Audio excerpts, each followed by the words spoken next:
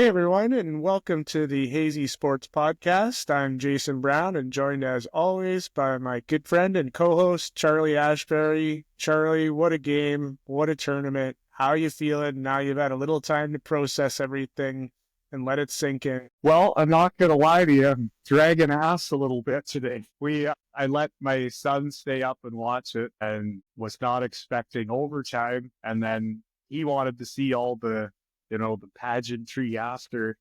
And I think I hit the pillow about 12:40, and a 4 a.m. wake up call for work came pretty quick. But it was worth it though. Like, I'm still buzzing from that.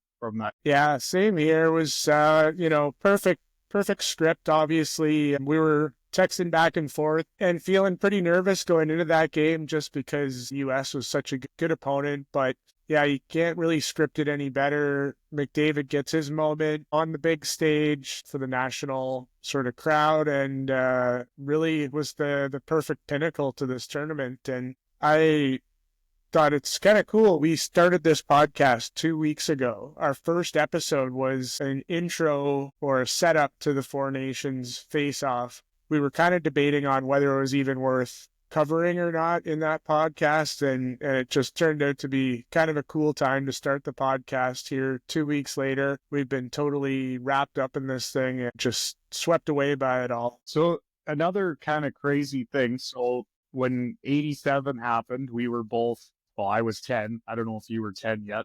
Just about. Yeah, no, I was 9. I would be 9 Okay, at that you were time. 9. So I let my son stay up last night, and he gets to see that goal. Well, as soon as I got home from work this morning or this afternoon, he shows me his phone and he's got a screenshot of the goal. So now it's laying the foundation for the similar memory that we had. So it's kind of cool that way. Then also linked to, we just started this and now I see it happening again. Yeah, that's an awesome moment. And each generation seems to have that iconic moment. From, the ones that stand out to me on the Canadian stage is obviously the 87 goal that we talked about, and the Crosby golden goal, which we got to watch together. And I think this one stacks up kind of on that Mount Rushmore. I don't know what the other one would be. I guess the Paul Henderson goal you could put on there, but we didn't around to see that one. So in our lifetime, this feels like the three biggest moments. And I don't know about you, but all day, like where I work, that's all anybody was talking about. Like, everyone just wanted to get home. They wanted to watch this game.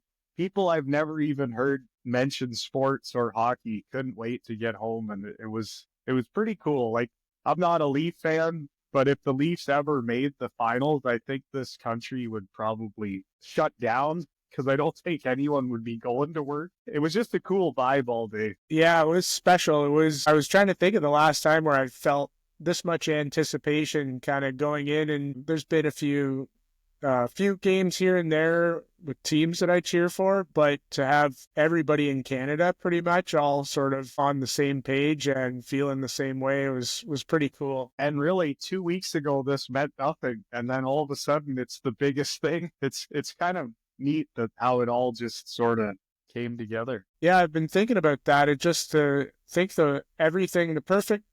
the perfect tournament at the perfect time. There was not much else going on in the sports calendar. We haven't seen best on best in 10 years. The players wanted it. You could tell, even from the interviews, you hear Nate Dogg talking about Crosby like it's his idol and having the chance to play on a line with him. You've heard Mcdavid over the years won that opportunity to play for Canada. And even on the U.S. side, you can tell like the Tkachuk brothers playing together, and that whole generation of American players coming together. It just set up perfect. You throw some tariffs into the mix, and you got a real good drama there. Yeah, there was just enough underlying hatred that made it important. Really, like I was saying, this meant nothing. Nobody even cared about it 2 weeks ago, and it just all of a sudden became like this, we got to win this for national pride kind of thing. Yeah, and honestly, I think if they did it again next year, it would be cool. Well, obviously, we can talk about that. The Olympics are next year, so they probably wouldn't do this. It sounds like they're going to evolve this into a World Cup type of situation. So you have it staggered with the Olympics. So you get best on best every 2 years. But I think just this culmination of having, it had been so long, we hadn't seen any of these players play best on best in so long, and to get McDavid in his prime, McKinnon in his prime, Makar entering his prime, and then having an opponent like the Americans where, as good as Canada was, there was a lot of times throughout the process where I'm kind of thinking, are we better than them? Are they better than us? I wasn't actually sure who had the better team. And this is the first time watching Canada play that I actually felt like the team playing us was out Canada in Canada, if that makes sense. Like, this is the first time, like, they might have been more physical than us, more playing the Canadian style almost more than us. And I was trying to think of another game, just the way Brady Tkachuk was running around, hitting everything that moved, and McAvoy in the first game. Is this the first time in international hockey that we've just been like physically kind of bullies? Met a challenge like that? Brady Tkachuk was unreal. Like, he was so disruptive on everything. And I was kind of wondering, like, is he the next Brad Marchand, Corey Perry kind of guy now, where you don't want to play him because he's going to get in your head. You're going to be looking over your shoulder. That said, though, I need to know what the definition of charging or boarding is, because he absolutely steamrolled Doughty about 3 times, where if you watch the replay, he's taken 6-7 full-on strides. Yeah, I think you could probably make an argument for that, but in a way, I appreciated the fact that the refs were letting them play. For sure. I bet you Doughty's glad he doesn't have to see that guy for a while, though. Yeah, not to go too far down the Brady Tkachuk rabbit hole, but I was thinking, like, he should have been the captain for the Americans. Like, we talked a little bit about, like, the type of players that you need to win a cup, and I think watching a tournament like this just puts a microscope on that. I mean, aside from having like 8 of the 15 best players in the world on your team helps, but just the guys that were excelling in this tournament is just reinforcing the type of guys that you need. And I got to be honest, if you're drafting guys to start your team with right now to make a playoff run, Brady Tkachuk's got to be near the top. Like, obviously you'd take McDavid, McKinnon, and a few other guys ahead of him. I'm not sure there's more than 5 guys I'd want to start my team around right now. No, and that's like, I don't know how legit the rumors were, but they were saying that Ottawa was considering moving that guy. This was a couple months ago, and I think now, after seeing this, that would be probably the dumbest move you could ever make. Like, this guy's a cornerstone. And it's ironic that he's now going back to play for our nation's capital. Gotta be some weird vibes there going back to Ottawa after all of this. No kidding. I wonder if he'll get an invite from Governor Trudeau. So what are your thoughts on the game? Let's dive into that. Was there anything that jumped out? Things first, that was probably one of the worst renditions of the Canadian national anthem I've ever heard. Like, you don't even have to boo it. It booed itself. I had that jotted down as well. Is the anthems in all of the games, from what I remember, the first game was Sweden. They had a Swedish choir out there, and it sounded pitchy at best, but then they brought out the singer from the Beaches or something like that, and she sounded horrible. And I just kind of noticed that a theme throughout every anthem was pretty badly executed. Yeah, it was. I don't even know why we do the anthems at the start of games anymore, but whatever. That has nothing to do with what happened. I thought in the first period, it looked like maybe the Canadians were a little too amped up. Like, I don't know if you noticed, but like, anytime McKinnon got the puck, it looked like he was over stick handling like crazy, and McDavid was trying to make something happen every time. You could tell they were feeling the pressure, I think, a little bit. Yeah, it's hard to, in a moment like that means so much, just go and play your game. But yeah, I think you noticed it a bit with the U.S. There just seemed to be a choppiness to it and a lack of flow for the first bit. I noticed that with McDavid throughout the game. The puck seemed to be jumping on him. He just wasn't getting the bounces and couldn't get in a good sort of rhythm. I think they were doing a pretty good job of not giving him much space to work with. Yeah, definitely. I thought throughout the whole game, like space was non-existent. Like you had little to no time to either make a decision or get rid of the puck. Like both teams defensively, I don't think could have played better. It was pretty impressive. I did like we texted before the game. I did find it weird that Kyle Connor was essentially a scratch. I didn't really understand that. Maybe they wanted a bit more grit with Kreider, but I think I would have stuck with Connor in that instance. Same here, and I thought he was pretty dangerous. When I saw him he was one of the guys that kind of made me a little bit nervous. For sure. For a chunk of this game, I didn't find it to be like necessarily the most entertaining game. It was more kind of locked down, nobody wanting to make a mistake. But I think when Bennett scored that goal, that was like a big exhale, and that was a sick finish. That was a pretty good snipe there.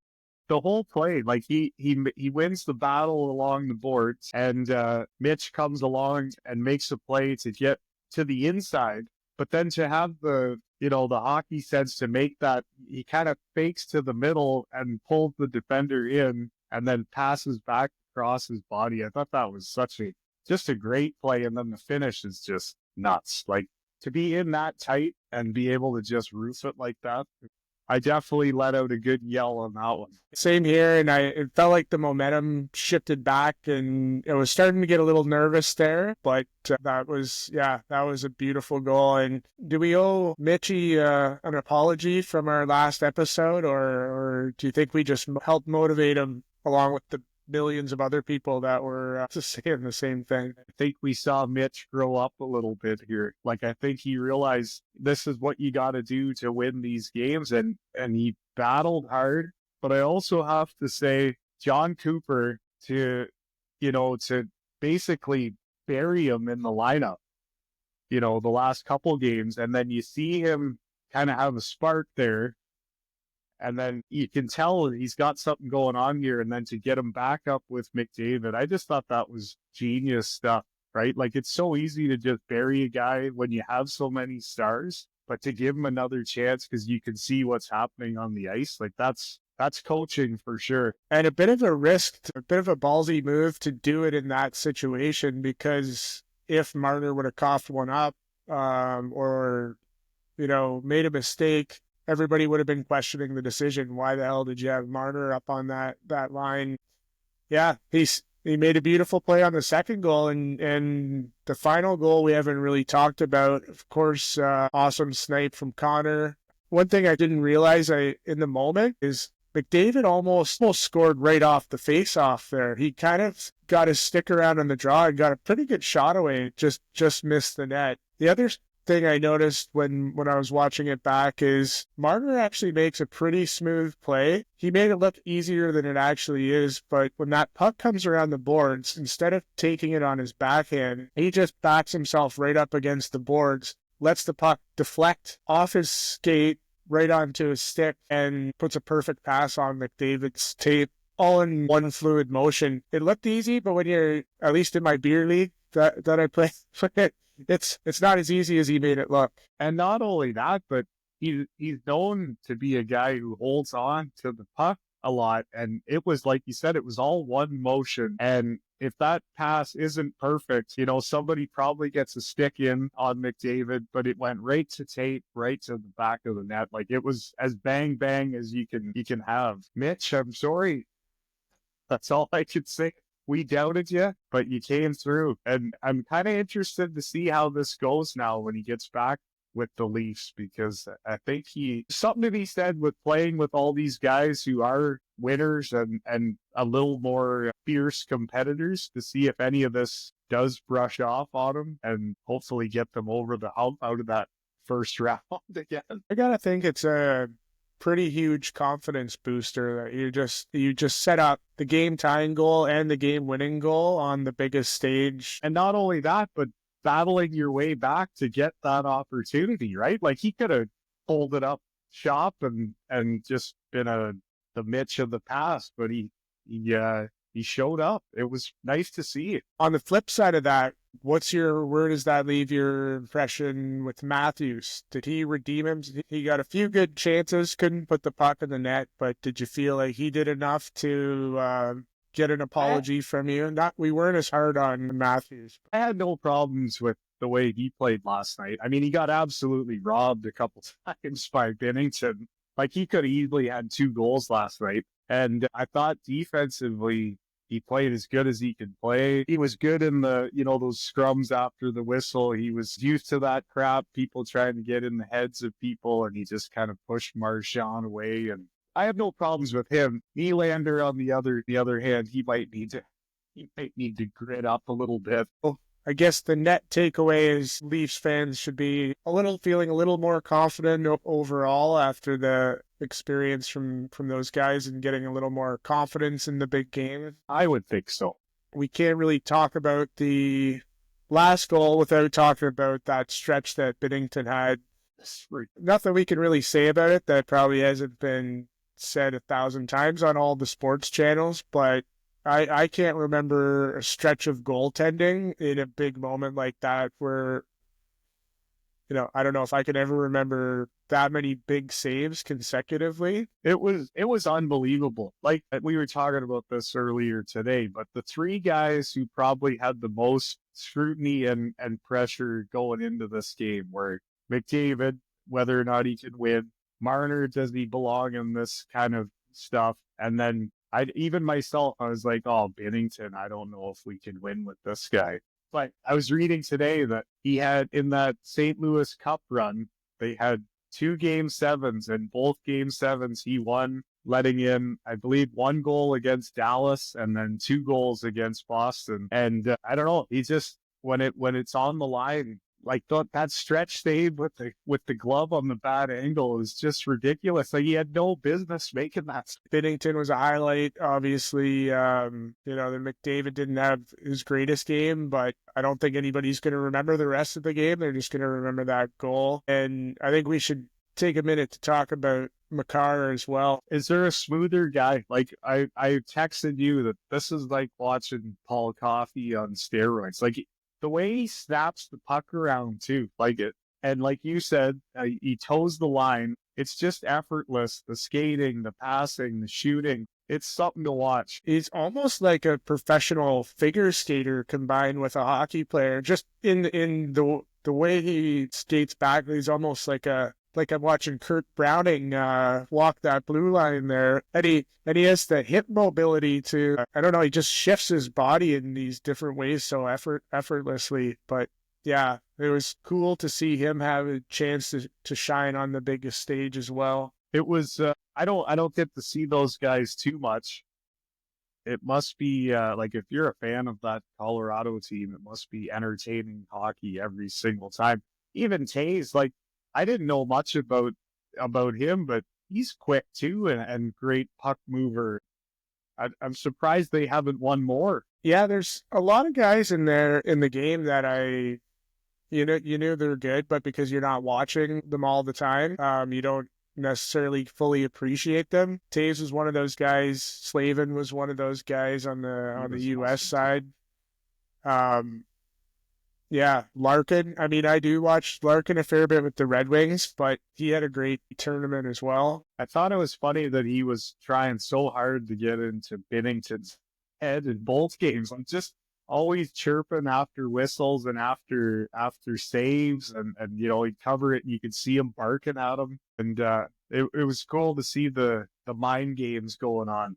The other guy that I wanted to mention was Mark Stone. Is there a better guy anywhere within 3 feet of the net that seems to find the puck and try and do that jam play on the side? Like, I don't know. There's a few times where the puck's just bouncing and somehow he ends up with it, within a foot or 2 of the side of the net, and he's just jamming away. He's got a little Dave Anderchuk kind of, exactly. How he scored all those goals. Yeah, 5 feet from the net. Just a big body, knows how to use it, great hands, and a good hockey sense. But yeah, there's another guy. Those are, again, not guys that are necessarily going to lead the league in scoring, but the type of guys you need to make a cup run and to win big games. Yeah, absolutely. One thing I was curious to get your thoughts on is, so McKinnon won the MVP. McDavid scored some big goals. Those two are going to be compared to each other throughout their career. Do you leave this tournament feeling like McDavid clearly established himself as the best player in the world? Well, I'll put it to you this way. Every time McDavid got the puck, and he literally looked faster than every single person on the ice and seemed to make something happen almost every time he touched the puck. Whereas McKinnon, he got the goals and stuff like that, but it just wasn't the same when you see him with the puck. Not taking away anything from McKinnon. He's unbelievable too, but there's a difference there, I think. I think you put it well there. There's just almost a beauty in what McDavid does, almost compared to like a great soccer player or something, where he's moving at a high speed, but everything's in control, and there's just on a different level in terms of the way he moves around the ice, playing against the best in the world. Something can happen out of nothing too. Like that's where I think he separates himself, where, he can go in 1-on-3, and every time he comes in, you're like, oh, he might get through this time. There's like a 50-50 chance. And when he got that puck on his stick in the slot wide open, in the back of my head, I'm sure I'm not the only one, but I was like, this is in. There was no doubt in my mind that he was putting that in, and that was just such a satisfying moment. So I got a question for you. Since the last time we talked about international legacy, so McDavid won the Four Nations. If Edmonton goes on to win the Cup this year, and then they follow that up with a gold medal, that's got to be the best calendar year in international history, I would think. Yeah, who was the guy with the Islanders back in the day? This is an old I'm not comparing him to McDavid, but I think your dad's used to be one of your dad's trivia questions. Yeah, I can tell you who it is. Butch Goring or somebody like that? Or right. He was the only guy for a long time that won an Olympic gold medal and a Stanley Cup in the same year. But anyways, I don't think Kenny's quite on McDavid's level, but yeah, that would be something if he pulled that off. Still quite a few hurdles to get through to make that happen, but 100%. I don't think he's probably winning the Cup this year, but that would be one hell of a 12 months if you could pull that off. And I felt great for him. You could just see the release of pent-up frustration from not winning anything for a while. Yeah. Maybe, I don't remember what happened when he was in World Juniors, because he only played when he was an underager. So he may have not won anything since I his don't minor hockey days. Yeah. Because the Otters didn't win anything, I don't think. No, they didn't. Did you see any of the celebration stuff? Like, he's still the most awkward guy of all time. I never know if he's even enjoying it. Like, it almost seems forced that he has to show emotion. Even in the post-game interviews, you're just not getting a laugh out of him. You're not getting a joke. But he did see in that moment of celebration, almost like part anger, part happiness, but just exactly. Finally got over the hump and did it in a spectacular way. It was like that was his 30 seconds to show emotion, and then I got to go right back into robots. So what do you think they do next Olympics? Is this officially we're handing the baton over to McDavid, you're the captain now, or do you ride Sid as the captain because he's got the legacy and the respect of the room? Not that McDavid doesn't have the respect, but do you keep rolling with Crosby while he's got this great track record, or is it time to pass the baton? I think he'll get one more kick out of, because it's not like he was, out of his depths here at this thing. And he's not probably going to be in the playoffs unless there's some sort of crazy trade. So he'll have some recovery time. And then I think he'll be there for the next one. And then that's probably it on the international scene. But what would you do as far as roster changes for the Olympic team? Is there anybody, like a glaring guy a mission or somebody you would want replaced? not so much replace, but just the way the U.S. is playing, coming at us with that physical play. I do like the idea. Was it on Chicklets? Somebody was mentioning Tom Wilson being on the team. I kind of like having somebody that's a bit more of a physical presence out there. If Kachuk's going to be running guys from 50 feet away into the boards, I think we need to evolve our lineup to be prepared for that, and then see how keen they are to throw the gloves down on the opening face-off with him out there. Yeah, I would love to see him. I'd like to see Mark Scheifele get a kick at it. I think the Harley from Dallas is going to be cemented in now. Like, I'm not going to lie, I didn't even know who the guy was 15 days ago, and I thought he was great. And he gets thrown into these two high-pressure situations, and I thought he was, he looks good. He's big. He's not afraid to skate with it. I thought he did awesome. Same here. I didn't know much about him either, but talk about the confidence booster we talked about with Marner. Think about Harley now coming back. That's got to be another example of a guy coming in, and maybe we see him in the Norris Trophy discussion here next year. Those are both good options. I almost need to digest it and kind of get my head back into the NHL to really. I've been so focused on this Four Nations that there's probably guys I'm forgetting. Is Bedard going to evolve enough over the next couple of years? I guess it's only one more year. Doesn't really look like it. I think probably he would be the Marner type role, or I guess they're a bit. He's more of a sniper than a creator. Honestly, I would be taking Celebrini over him right now. Like, he just looks like the more complete guy.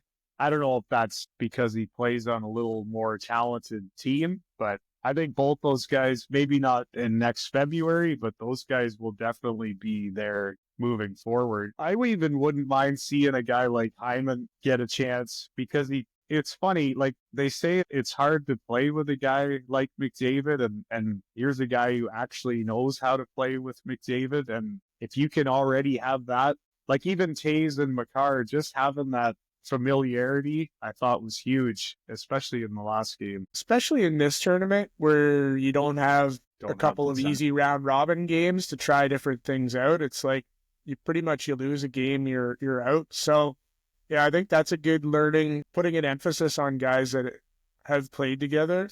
And I think you're right. Hyman would have been a great match for McDavid. It all worked out, but I'm sure he would have assimilated into that role a lot quicker. Yeah, for sure. So, question for you: Where does this game rank in the pantheon of Canadian games for you? Man, that's tough. I still say the golden goal is ahead of this, the Crosby goal, but I don't know why. Like I said before, this really meant nothing, but then all of a sudden it meant everything.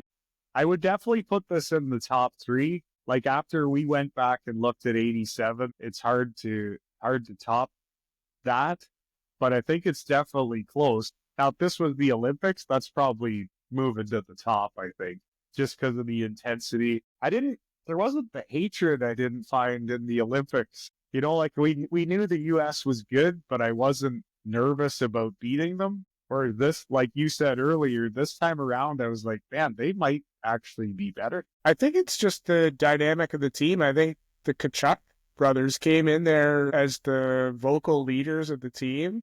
Yeah.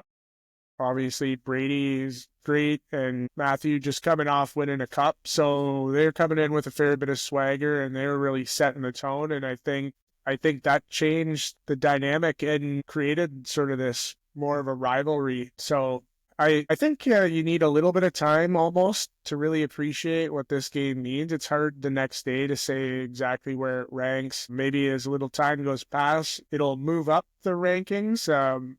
And maybe there'll be a big moment at the Olympics next year that makes us kind of forget about this a little bit. Absolutely. How do you feel about now transitioning back to the NHL?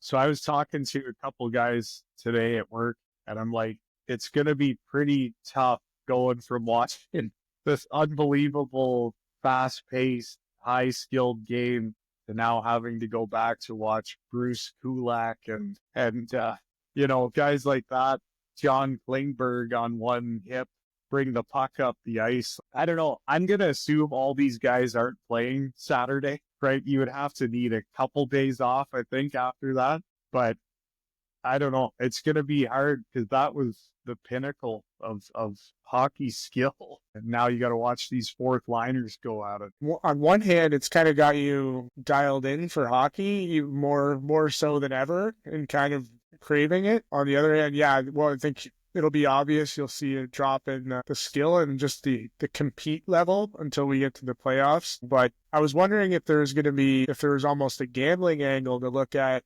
fading teams that had a lot of guys in here, because the Panthers actually had 8 players in total playing. So you got to think that that's going to take them 3 or 4 games to kind of get a little momentum going. Definitely fade the Panthers. I can't imagine McDavid's playing tomorrow. They play in Philly tomorrow at 1:00.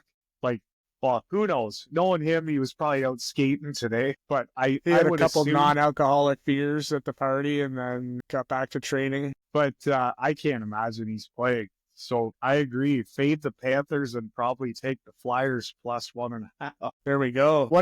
This is kind of a random thing, but you talked about dropping the anthems potentially. Another tradition I think we can drop is the gift exchange at the start of the game. I thought that was so unusual. You got this hatred, they got 3 fights the first game, this huge rivalry coming up, and then before the game, they call Crosby and Matthews up to exchange gifts in this international tradition. And they're not even good gifts. They're these little, mini banners about 1.5 feet high. It looks like something you'd get at Walmart. I don't even think I'd put it up in my own rec room, and it felt funny, like neither of them wanted to be there. I feel like either get a good gift or just, why are you giving your opponent a gift before you're going to try and kick their ass? I don't get that. So that's a big soccer thing. They do that in a lot of international soccer and even Champions League soccer. But it would be funny if they had a wrapped present and the other guy had to open it up. It's like a Secret Santa. But you're right. They could have put a little more effort into those banners. They're just brutal. Yeah. Well, we'll get on the advisory committee for the next. That's funny. Well, anything else you want to cover before we wrap this up? Any final thoughts on the tournament? I just thought it was great. The NHL, gets a lot of stuff wrong, and they don't promote and they don't do cool stuff like this. And for once, they actually nailed it.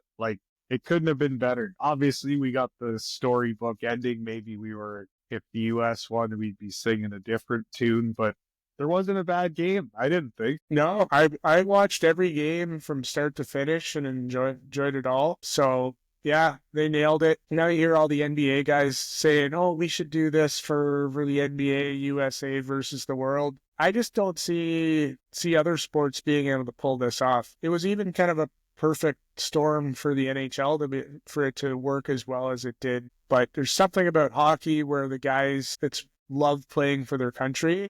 I guess that's a whole nother discussion we could get into in terms of why that is. Maybe basketball is just a little more of an individual sport than a whole team working together. I think the thing I came away from this with is when played on the highest level, there is just nothing better than hockey, from an entertainment perspective. Sometimes I get a little bored in the middle of the regular season when you're watching a couple teams that are not really contending. But when it's a meaningful game and hockey's the greatest sport to watch, and having the chance to kind of experience that over the last 2 weeks or so has been awesome. Yeah, and just the way they put their bodies on the line, there's nothing like it. I can't imagine how Drew Doughty must feel. He is getting absolutely crushed, but then they won, and I'm sure it's all gone. And he was a guy who wasn't even supposed to be there, right? He's only there because of an injury, and now he was so key. And if it wasn't, I don't know. The physical toll those guys endure just to play was it's very notable. That's for sure. Well, it was great to watch. It was great covering this with you over the podcast. I worked from home today, so you're the first person I've got to actually talk to about the game. So it was nice to catch up. Yeah, so we got the NHL coming back. We're gonna do our next episode as sort of a look forward into the remainder of the season and the playoff push. We've got some different storylines to touch on, but other than that, have a good weekend, Charlie, and we'll talk to you soon. Later, buddy.